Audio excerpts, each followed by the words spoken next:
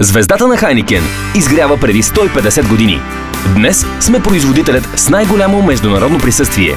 С 19 милиарда евро приходи, 85 000 служители, над 250 бранда. Зеленото е в ДНК-то ни. На бирата ни се радва по цял свят. Не може да си я купите само в Сахара и Антарктида. Световен лидер сме и при сайдерите. Музеят в Амстердам е явление. Шампиони сме по душа, танцуваме повече и пием отговорно. С нас винаги ще има утре. Правим добър бизнес. Растем стабилно. Приоритетите ни – ръст на бранда Хайникен. Да сме вдъхновени от потребителите, ориентирани към клиентите и водени от брандовете си. Да растем на развиващите се пазари. Да се учим от глобалния си мащаб. Да развиваме устойчив бизнес.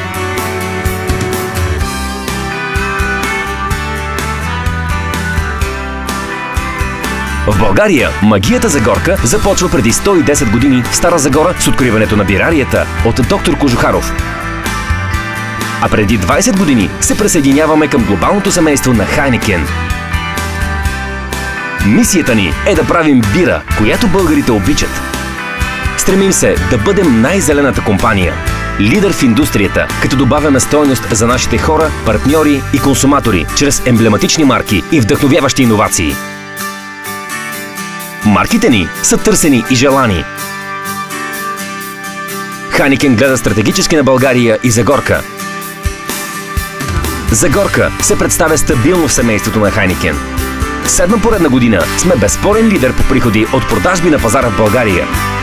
Развиваме своя бизнес устойчиво и отговорно. Заинтригувахме ли ви? Уловете магията на Загорка в единствения сертифициран музей на бирата в България.